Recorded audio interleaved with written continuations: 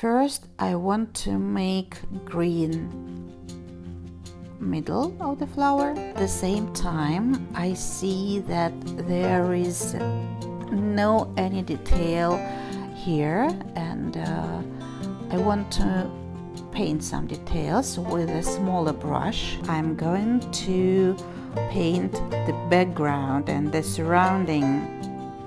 I want to make it pinker. While painting the glass, I'm watching and noticing the background on the right top side of the paper. Sharper edge here and darker shadow. It is essential that you catch the moment to stop and to say enough.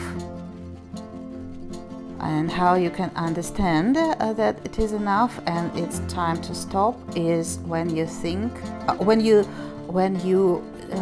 do something, paint something, but you don't understand what you are doing.